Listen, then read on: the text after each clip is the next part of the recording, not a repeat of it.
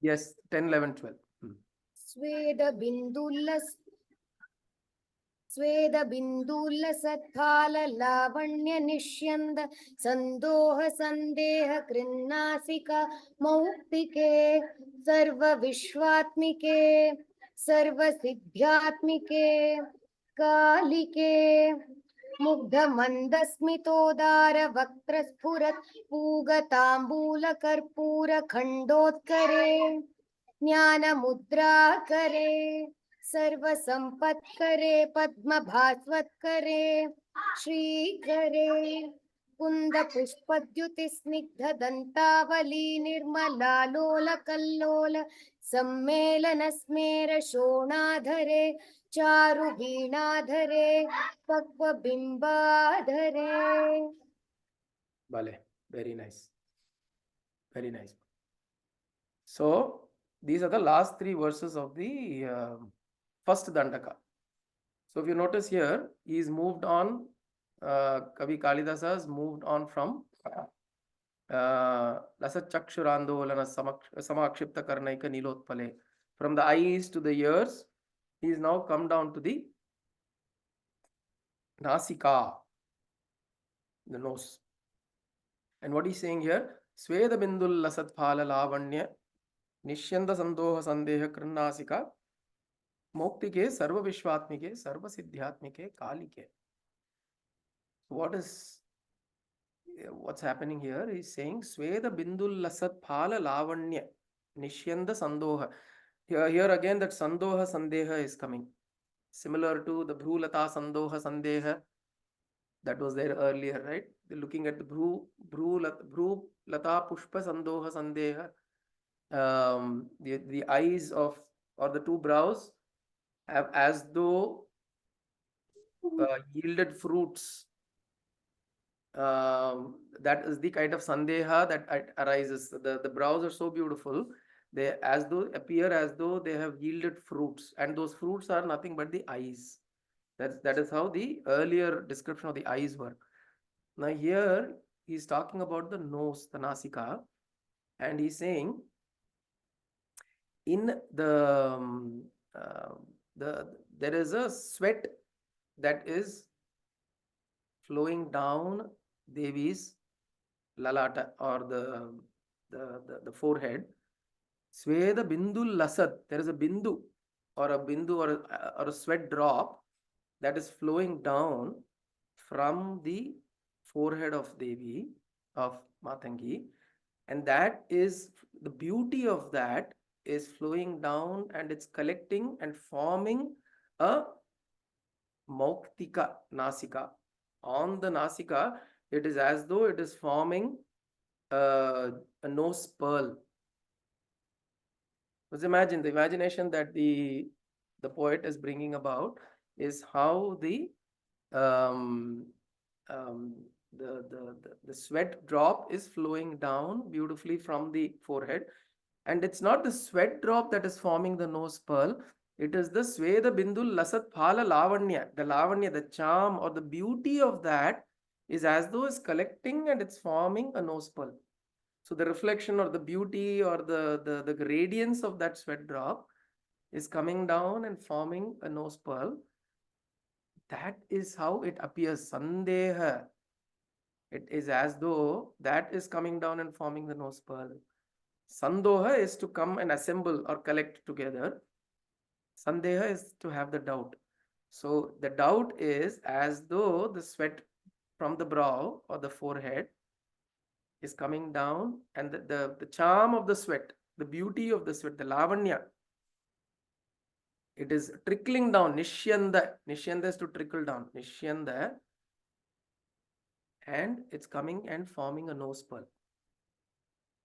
Right? So he's creating a connection between the beauty and the glistening of the nose pearl to the glistening of Devi's brow or Devi's sweat.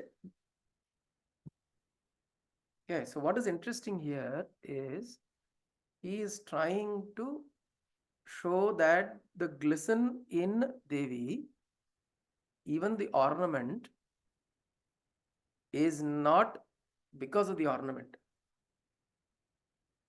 The glistening or the ornament appearing as a pearl, or the glistening or the shining of the ornament, is not because of the pearl's beauty, but because it is the beauty of Devi's sweat drop. Okay, this kind of reminds me of this movie, I think Thiruvalayadal, in which there is this episode of Nakira, where Shiva comes as a poet, and he says that, so he writes a poem for Nagesh, right? The comedian Nagesh. He is a court poet, but then he's not able to. There is a challenge that is thrown in the court, and then he's not able to. And no, probably there is a prize money, and he wants the prize money desperately, and he keeps praying in the temple, and then Shiva himself, Shivaji Ganesan, appears as a learned poet, and he says, "I will write this, take this poem, and go and give it to the king." Or Nakiran. Nakiran is supposed to be the royal scholar or something like that. And he gives it, and he says there is a there is a mistake in this poem. And then Nagesh is not able to defend the poem because it's not him who's composed it. And then he goes and runs back, and then நான் தான் எழுதினேன், பின்ன என்ன மண்டபத்துல எழுதினோம், யாரோ எழுதி கொடுத்ததையா கொண்டு வந்தேன்.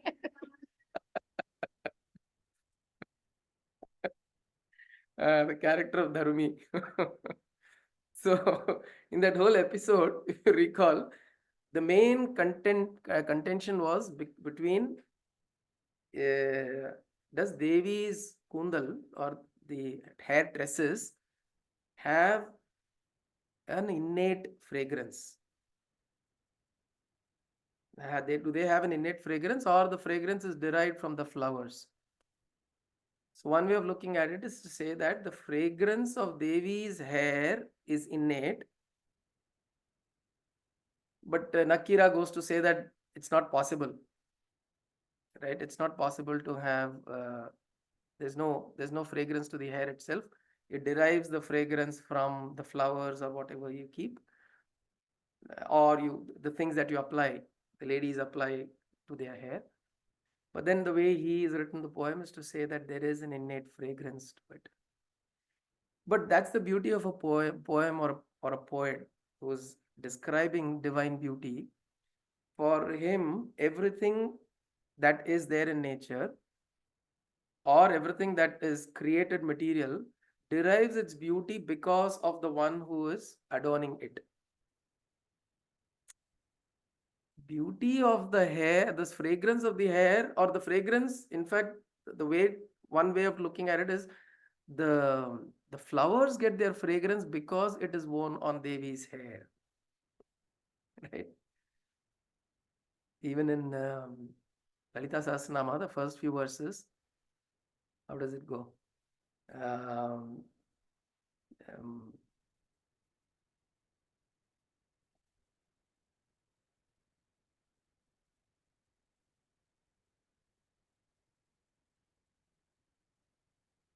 um, after the Deva Devakarya Samudyata Udyadbhanu Sahasrava Chaturbahu Samanvita Champaka.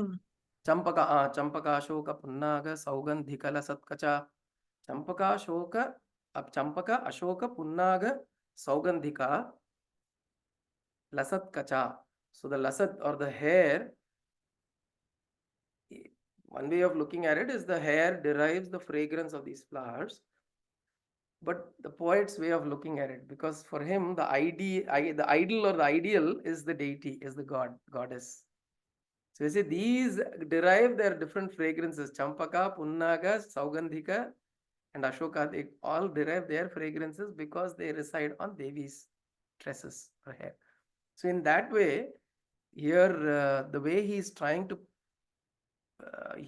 give the beauty of the pearl, the nose pearl. Pearl is beautiful by itself, but he's saying the pearl is glistening so beautifully, it appears as though Devi's sweat has collected here, and the beauty of that sweat has become the pearl. So the pearl doesn't have an intrinsic beauty or glisten or shine, it is because of Devi's sweat. So this is a way of presenting. And then he says, Sarva Vishwatmike, Sarva Siddhyatmike, Kalike. The one who is Sarva Vishwatma, which means the universal mother. Sarva Vishwa Atma, the Atma or the essence. என்ன சொல்ற சர்வ Vishwatmike, the universal mother, the O, universal இல்ல being. அதுக்கு சர்வ மந்திராத்மிகே இல்ல வேற என்ன சொன்னீங்க என்ன இங்க சொன்ன வந்து this text says Sarva Siddhyatmike. வித்யாத்மிகேவா Siddhyatmike, இல்ல Siddhyatmike. சித்தியாத்மிகேவா okay So she is the மாத்திக்கிறேன் form of all siddhis. Okay So she is the form of all, she's the essence of everything in this world, innate and animate, or rather inert and animate. And she is the form of all powers, Sarva Siddhyatmike, Kalike. She is also the form of Kali. So here, the first time, Kalidasa is making a reference to her as Kali. He starts off with her as Manikyaveena Mupalalayantim, right? As Matangi, as Matanga Kanyam Manasasmarami. So Matangi is visualized or experienced. And then in those 3 verses we saw earlier, he sees Durga Lakshmi Saraswati in in that form. The 3 verses we saw, and then now he is experiencing Kali Ke. He is seeing her as Kali. Kali is known as Sarva Siddhyatmika because she is the one who can confer. She can confer all kinds of siddhis. All kinds of siddhis are conferred by this form of Kali. It is a very powerful form, and now he is experiencing that form. And he's saying that, and when he is experiencing her as Kali, Kali, you see, Kali is movement. Kali is tremendous movement, activity. Right? Because she is ferocious. She is in the form of, she is a Raudrini. Right? Kali is a Raudrini, the form of Rudra. And if you also look at it, if she is experiencing this Kali form, that she is either she is in the process of devouring evil, she's in the process of Sarva Vishwatmika. I mean, she is in and through everything that is in creation. He's experiencing this tremendous movement, and hence he is experiencing sweat. See, look at that. He's experiencing a sweat in the brow of Devi because he's seeing there's a lot of movement there. So when that tremendous movement and activity and energy is generated, there's a natural sweat that is generated in the body of the individual, right? So he's experiencing that now. But he is seeing that how beautiful that is. See, this is the difference between a bhakta and somebody who just approaches these forms with a great deal of desire to be fulfilled. Tantrikas go to Kali and Chandika and Chamunda and Bhairavi and all of these and Dashamahavidya.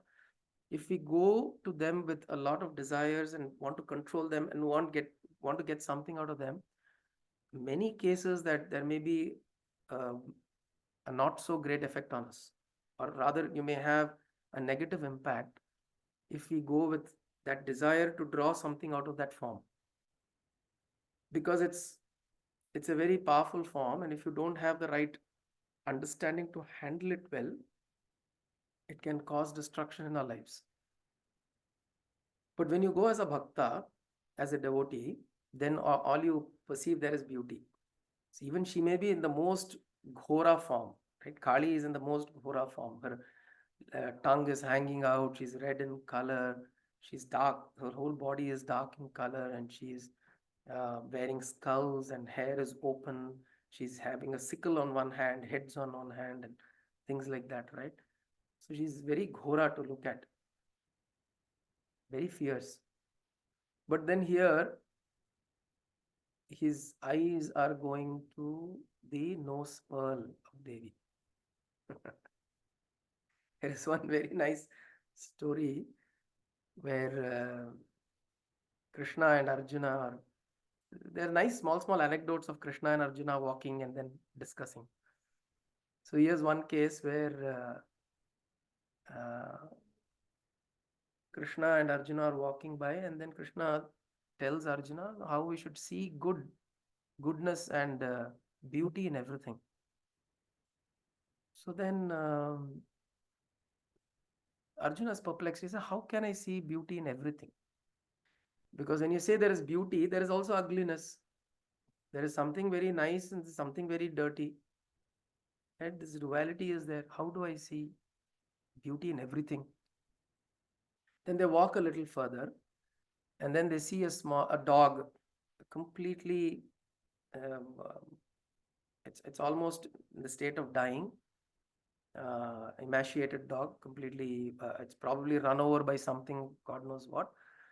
Body is full of bruises, and it's about to die. And then Krishna asks Arjuna, what do you see? He says, very, and then there are flies all over it, right? There's bleeding and flies and all over it. He says, it's such an ugly sight to look at. And the dog is kind of gasping for breath. It's about to die. But then at that moment, Krishna points out, can you see its teeth? He says, what about the teeth? Can you see how beautiful the teeth are? And it's glistening, it's shining. And then he notices and he says, yeah, the teeth are beautiful.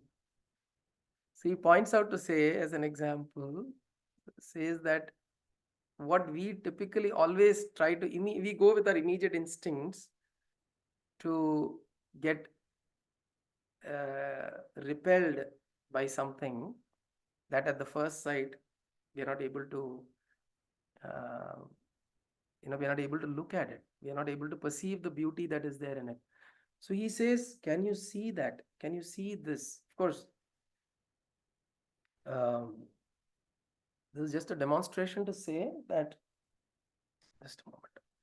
The demonstration to say that there is, if you wish to look at it, there is this beauty that can be seen in everything.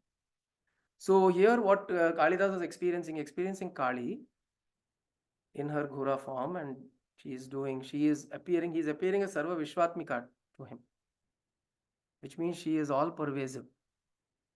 But at the same time, she is also seen as this, he is able to now see this beautiful nose pearl glistening, and because of which, so whole charm. So basically Devi's charm on her forehead, the charm is Sweda Bindul Lasad. How does that go? Sweda Bindul Lasad Phala Lavanya. Phala Lavanya, the Lavanya or the beauty or the charm that is there in the forehead, that is collected, and that's come because of the sweat that is there. That charm is collected and it forms a nose pearl. Okay, so this is how Kalidasa is experiencing Devi. Then next one is Mugdha Mandas Mitodara Vaktraspurat Puga Tambula Karpura Khandotkare Jnana Mudra Kare Sarva Sampat Kare Padma Bhasvat Kare Shri Kare. Okay, now here what he is experiencing is, now he is going to the next, and if you notice this whole thing is, yes, Mama?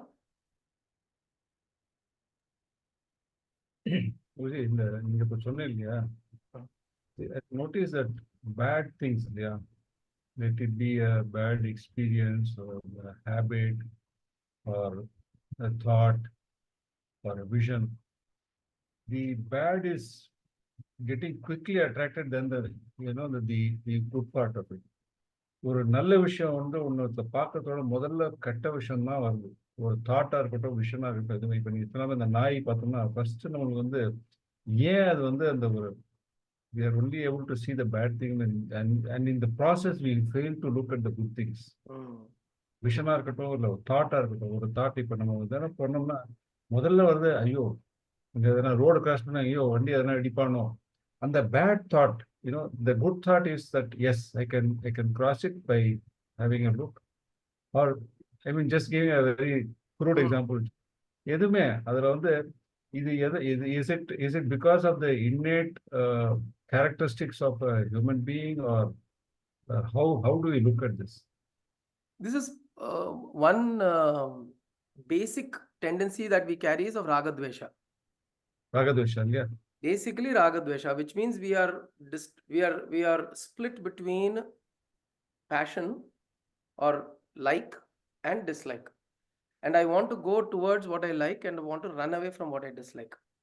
So this tendency, and it's true for both, right? The more I run away from dislike, on the other side, I want to run towards what I like. Correct. So Correct. this is because of this duality that is there within, and we are constantly beaten by both. We Correct. want to go towards what we like, and we don't want to go towards what we dislike. We want to repel ourselves from what we dislike. And this is the struggle that keeps going on within us. Why? Because this likes and dislikes are driven by, of course, our vasanas, our karmic construction and all that, our karmic structure that is there. It constantly propels these likes and dislikes within us. But what we miss in the process is being aware of our response to the likes and Yes. dislikes. So we can like something, we can dislike something, that's not a problem. But what do we do with it? How do we address it? How do we take it forward? Because sometimes we forget looking at the bad thing and not finding the good thing. A lot of times we see something so good, we don't look at the problems there. Correct. இப்போ experiences கூட பார்த்தீங்கன்னாக்கா ஒரு meditate பண்ண உட்காரோம்னா suppose in the process of the day when we have read something or heard something which is not so good, the bad experience that lingers longer than the good experience that you would have had in the morning. நல்ல காத்தா இருந்தோம்னா சூரியன் ஆஹா இவ்வளோ அழகா இருக்காரு அப்படின்னு பார்த்துருப்போம். இருந்தாலும் the bad thing lingers in the mind when we meditate rather than the good thing that comes up. இது வந்து அதான் நீங்க சொல்ற மாதிரி probably because of ragadveshan, how to the dvandam, yeah, how to handle the dvandam of being not liking good things too much or not hating bad things too much. It's how we react to these things. Respond. Yeah. But what you're pointing out, Mama, is interesting. Is why is that the mind lingers on something that is not so good longer? And the good thing is because it's also interesting. What happens is the mind does not want its annihilation. This is a very, very subtle point. The mind does not wish its own annihilation. Annihilation means the non-existence of itself.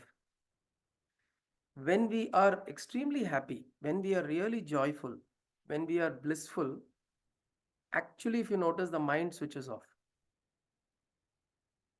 The mind actually switches off and we are in a state of joy. The problem is the mind cannot tolerate that state for long.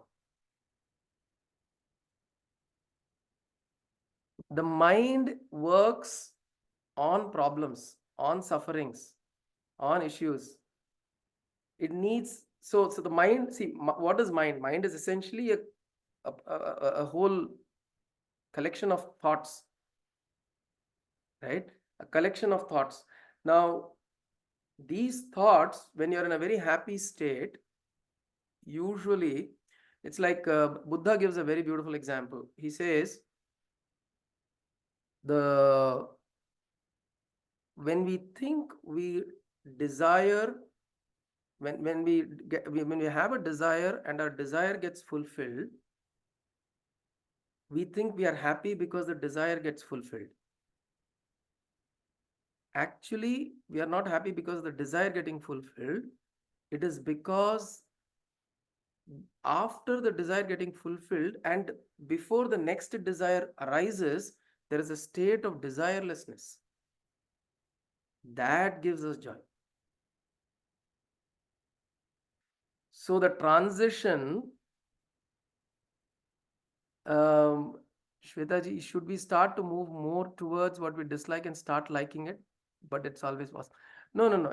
See, you don't have to dvandvam, or this duality cannot be resolved by trying to go. Suppose I dislike, now should I start liking it? Will it resolve my dvandva? It will not. But there are ways, like for example, if you look at the aghoris, those who know of the aghoris or the tantra sadhakas, They do this. They will go and do the most obnoxious things. And Pratipaksha Bhavana. So they will do this, the most obnoxious things which we will not engage in. Like, for example, those who have seen videos and heard of it, they will go and drink urine. They will try to sit beside a dead body, a corpse, things like that they will do. Why? Because they want to kill this feeling in them that this is not good, this is impure. For them, everything is Shiva. So these are very, how do I say? These are very extreme ways of resolving it. Extreme ways. And being in the social circumstances we are in, we cannot take on to the extreme methods. We can't take on to those. But what we can do is, like I was saying, that we can observe the mind, how the mind is operating. And this we do it in our meditation. While you're operating, we may be able to do it, we may not be able to. But in your meditation, when we observe what happened there, during the interaction and transactions, what happened? And then I observe that during my meditation and try to analyze and look at it. We'll see that this desirelessness or this lack of desire is what gives us joy. Happiness is essentially when there is no desire, which is why in deep sleep, we are completely happy. We are so happy in deep sleep because there is no desire there. Even the vasanas are in the sushupti avastha. There is no germination of our vasanas. It's complete deep sleep. Nobody gets up from a deep sleep saying that, I didn't have a good deep sleep. You can say I didn't have a good sleep, but for the period of time you went into deep sleep, you would have definitely had a peaceful time there. Why? Because in that state, there is no desire, there is no wanting, you're not trying to fulfill something. Now, when that is there, the mind is not there. In desirelessness, mind is not there, because mind is nothing but the projection of our vasanas. You look at mind as your salesperson, right? You've got a product in the background. You've got these products of as vasanas sitting there in your storehouse. It comes and picks up and starts throwing it out in the marketplace. And suddenly, can you shut a sales guy? No, right? He will keep.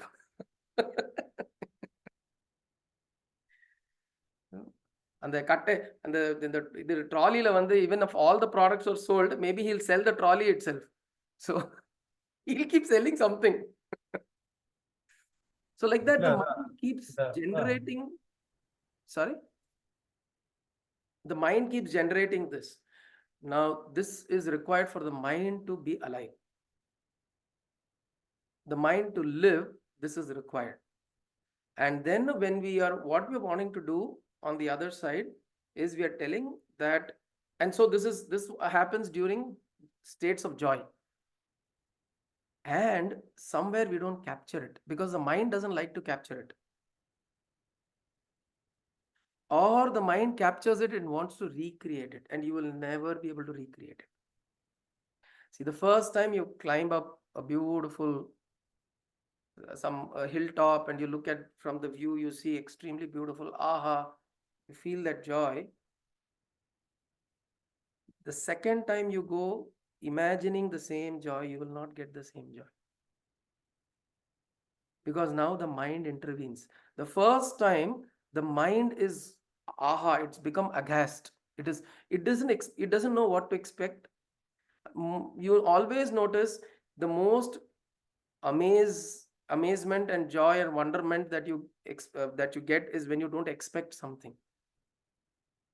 And the next time you will never get the same, because now the mind will intervene, because it will say, oh, that was the joy, so now I need to get the same joy.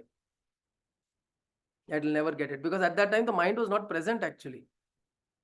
Hence the mind can't actually capture what was experienced then, and it will try to recreate or mimic something. Now this is on one side in terms of joy. So that's the play that mind does. In terms of the bad things, the mind tries to recreate that, because that is where it will exist and it breeds. It is like a parasite. It breeds on. That's what I thought. the mind likes to feed on all bad things. It wants Feed to on, keep it alive, on the thought because mind, it cannot remain without a thought. it cannot And come. it feeds on all these kinds of thoughts rather than good things. Right. So good things about probably it vanishes or it is It not is not able able to capture it. And then what is happening? The mind is also becoming invalidated there for a period of time, and which means its existence is being annihilated, similar to deep sleep. In moments of joy, moments of bliss, the mind is getting annihilated, but it doesn't like that. The mind won't want that.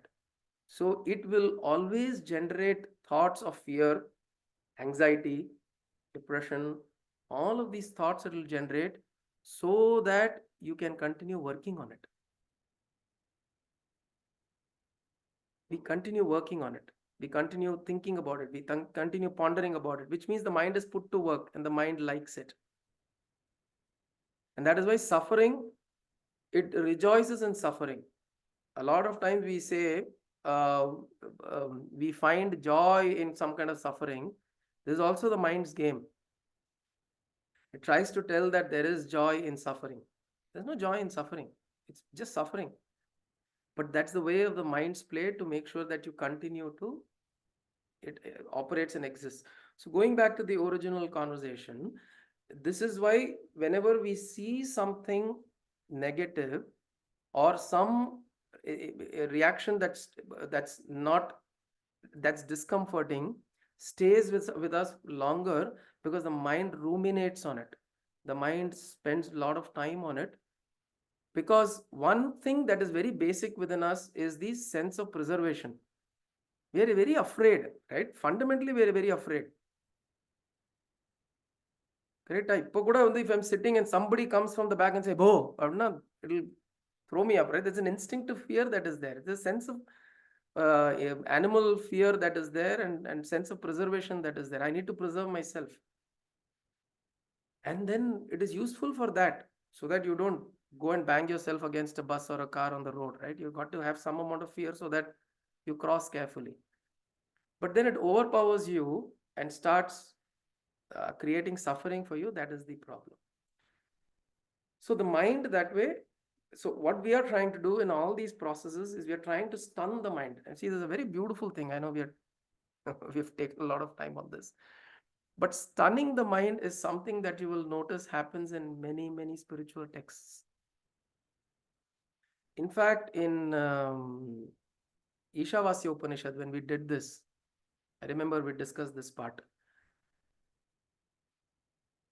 There is one verse that says, "Tad dure tad antike tad antarasya sarvasya tadu sarvasya bhahyatah." Now it's saying tad dure tad antike, that it is far, it is near. It's talking about the Atma or consciousness. It's far, it is near. It is inside, it is outside. It is everywhere, but it is nowhere. It makes statements like these which are confusing to the mind, because the mind is trying to now grasp this, and the way the Upanishadic seer has positioned this is that the mind should not operate there. The point is yoga chitta vritti nirodha. The yoga itself means your chitta vritti. Chitta vritti equals manaha. What is manas? Manas is the chitta vritti, the vrittis that are occurring in your chitta, in your mind space. That is your manas, in your inner space, in antakarana. That is the manas. And the nirodha of that is yoga, which means you can achieve yoga only when there is cessation of chitta vritti. And how do you do that? In awake state, in the waking state, it's by this. You stun the mind.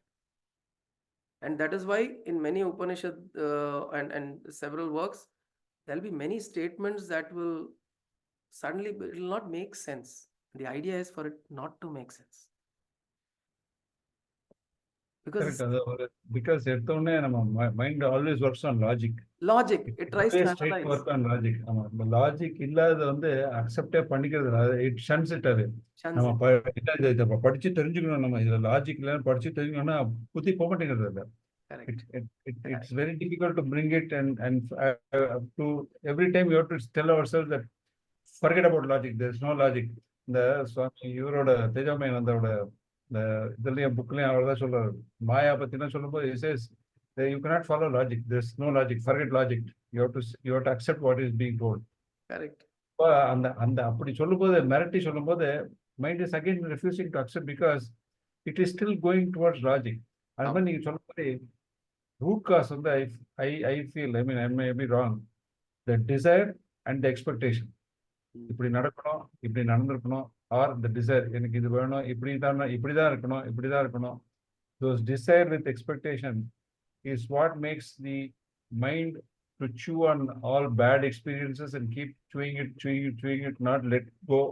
Again, in the let go, we have to let go of certain thoughts in the mind, which I think only by satsanga and the practice it can be overcome. Correct. True, absolutely true. This is the nature of the mind. And we don't spend too much time in understanding the functioning of the mind also. Even in Bhagavad Gita, when Bhagavan, why did he have to do the Vishwarupa? Because he had to stun Arjuna's mind. He had to stun his mind because he was questioning இப்படினா என்ன அப்படினா என்ன போரும் பார்த்தோம்ல தாங்க முடியல இப்ப பாரு அப்படின்னு சொல்லி டமால்னு and he stunned him. I mean, you stun the mind doesn't know which way to go, it shuts off. And that is where anubhava happens. Experience or anubhavam is happening or happens, the best anubhavam happens when the mind is shut off. And there is something else that is operating there. There is something else that is now recording and recognizing this anubhava. Because why? That is the nature of the self. See, when you look at your mirror, you're able to recognize yourself. Why? Because you know this is you. In the same way, when that joy and an anubhava is there within it, it is expressed, there is an innate recognition, yes, this is the true joy. Why? Because it is the nature of itself. It recognizes itself because that is the nature of itself. Satchit Ananda. That Ananda, when it rises, it recognizes itself. You don't need the mind there. The mind is not required. The mind comes in later to process it. See, which is why we should understand the mind is a tool. You take a tool, if you take a hammer, you're going to hit the nail onto the wall with the hammer, or you take the hammer to break a rock, or you want to do something, you use the hammer for that. But you can't use the hammer for everything, one. And hammer has its purpose. Once the purpose is done, you keep it aside. Problem with us is mind is the tool that we use for everything in our life. We don't know where to keep it aside. We don't know when to keep it aside.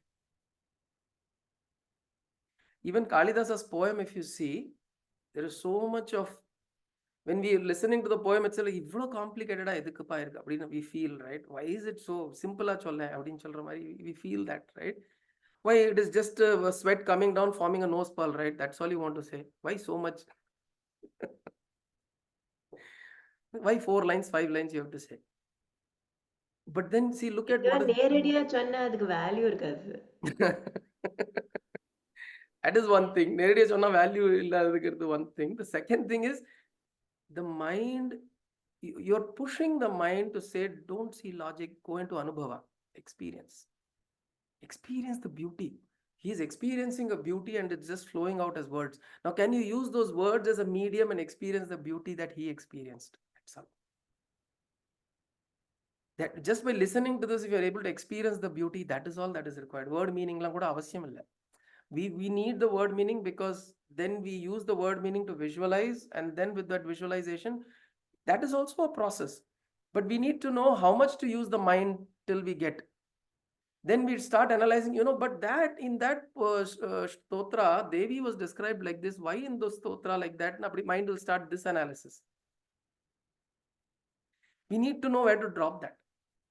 It's like a ladder, you come up, மேல வந்தப்புறம், once you climb up, drop the ladder. If you keep holding on the ladder, you will not be able to experience the beauty. Right? You climb up the rope. You have to let go the rope to be able to come up, stand up and see. No, no, I'll not let go the rope. I'll keep holding the rope. So the important thing we always talk about, again, Mundaka Upanishad mentions this. It talks about the experience or talks about how a hunter or an archer pulls the arrow on the bow, takes aim on the mark, puts all his skill into action, which means his concentration, his strength, his precision, his posture, everything he puts into play, and then lets go. The most important thing is of the letting go. You may be the greatest skillful archer in the world, but if you don't know to let go, this is my arrow, this is my bow, I will not let go. You can keep running around with it. Even after letting go, he has to let go of the result of it also. Result because also, where it's going to hit, you don't know. it may not hit. It is not in his hands at all. The moment the Absolutely. arrow goes, he has let go of everything, including Correct. the result. Correct. He's let go the arrow and the result where it's going to go. So this is an important thing. There's a beautiful Drishtanta in Mundaka Upanishad that is mentioned. So in this also, the whole idea of Shyamala Dandakam is that he is invoking that beauty, sense of beauty within us. So take it into meditation, right? When you're visualizing this,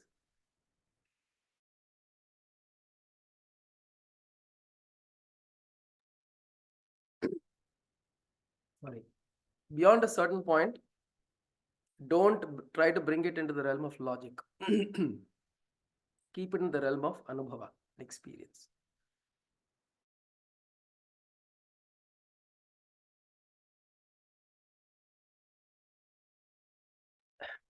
Okay. Sorry. The message is here. There are times we feel, but there are times when without any reason we feel happy, sad. Likewise, why is it so?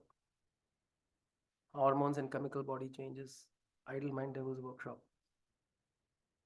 Yeah, we feel see, we feel happy and sad is many factors. There are many factors.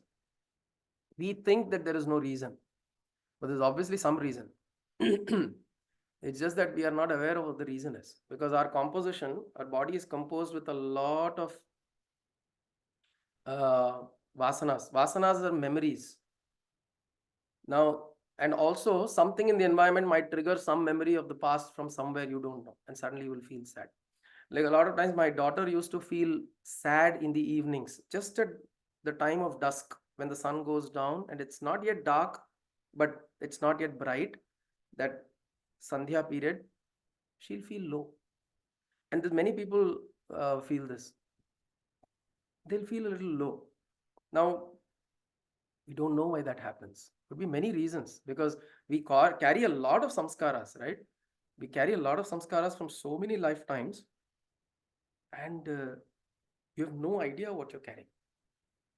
And so no point in dwelling upon that. The only thing you need to do is now, how do I now that I've realized every evening I'm feeling this, what do I do to overcome that?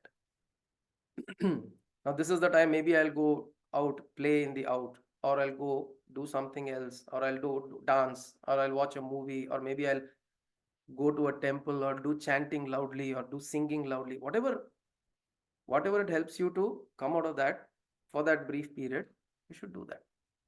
And then come out, of course, not to get into the things like intoxicants and drugs and all that. I don't mean to say that. Whatever it takes, not like that. But whatever is appropriate, suitable, and in harmony with your physical and mental structure, we should engage in that and elevate ourselves. Elevate, because it's the mind that is bringing us down. There are ways. What is that verse in Bhagavad Gita? The other day also we mentioned, Ripuratmanaha, Bandhu, Atmana, I always forget this verse.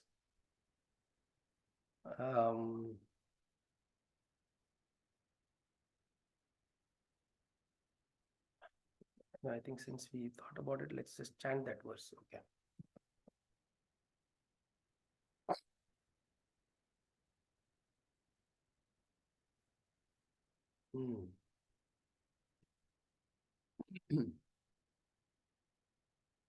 This is the 6th chapter, 5th verse. Uddharet atmanatmanam na atmanam avasadayet atmaiva hyatmano bandhu atmaiva ripuratmanaha. So with the atma, with yourself, lift yourself,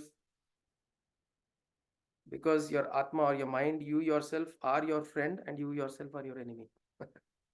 Krishna says this in Bhagavad Gita. Right? So with that we will pause for today. I think it was good. We spent a little time trying Sorry, Guruji. நீங்க முடிக்க No, முடியல. no, no, no, Mama. I think maybe You today, probably Lord Shiva wanted us to spend a little time on thinking about the mind. aதான் simple. Finally, let go is the crux. You have to let go of not only physical, the thoughts also. You have to let go of the thoughts. Correct. Just observe, let go, drop it, and let the mind not play havoc. Mind is Correct. just a tool in our control. Stunning. So today is Shivaratri. So let us use this opportunity. If we want to spend time in isolation, in some dhyana, some kind of meditation, and sometimes let the mind see. This is why the other day we were discussing, I was talking to my mother, why reading Bhagavatam, reading Shiva Puranam, reading this Devi Puranam and all that, why is it important? Because you keep your mind on that constantly. You don't let the mind go elsewhere. Like Mama or Mami said, idle mind, devil's workshop. You don't let the mind go somewhere. In fact, Nochur Swami says there is a virus. He says, ஒரு சின்ன கிருமி வரும். There is a virus called Mandahaha virus. Mandaha virus, every day during the day, in the morning you will get up, you will do Sandhya Vandanam, you will do your prayers, everything, you will feel very nice. During the day, this virus will slowly develop, and suddenly in the afternoon you will be, you will feel completely, different. And then again, that is why you do something like a Madhyanigam or a Sandhya Vandanam in the afternoon, or do some prayers in the afternoon. You rejuvenate and then you kind of kill those viruses. And again, same thing, then you carry on to the evening again. By the time it's evening again, some of these viruses will develop, and then again you do your evening prayers and all that, and then you continue through the night. So it's a nice way of looking at it, because this is the way the mind develops these kirimi germs, he says. So we have to It's a fact. The longer we keep, or maybe each instance in our life, we keep connecting to the divine, this lingers on. This virus lingers on. probably does not get in. Correct. So the virus doesn't then develop. இந்த சத்சங் பாருங்க, நீங்க வந்து 7:40 தெரியவே இல்லை பாருங்க. Because the mind is being forced to remain in a state of satsanga. It does not get any other experiences, any other thoughts in mind. Just focus on what you are seeing only. We are very, very, very thankful. Wonderful, very nice. Iniki, I think today being Shivaratri, it is an opportunity to do some of these long meditations. See, we don't get these opportunities to do long meditations. Shivaratri, Ekadashi, Vaikunth Ekadashi and all, these are times when you can use the opportunity to sit in silence, to try to do long meditations. And if the mind is going somewhere, try to listen to some chants, some discourses, some reading, some this thing. Keep the mind, bringing the mind back again and again. Process of dehypnotizing, as Swami Vivekananda says. He says we have been hypnotized by the world. We have to dehypnotize and find our true nature, he says. So the process of dehypnotizing we have to do. Right? Need to stay awake for that. Or even if you sleep, let it be yoga nidra. Let's keep chanting and then go into sleep, right? So let's have a beautiful Shivaratri. Om Namah Shivaya. Om Hari Kayena Om. Vacha Manasendriyerva Buddhyatmana va Prakrite Swabhavat Karomi Yatyat Sakalam Parasmai Narayanyeti Samarpayami Sadashivayeti Samarpayami Jagdambikayeti Samarpayami Sadgurunathayeti Samarpayami. Hari Om Tat Sat. Om Namah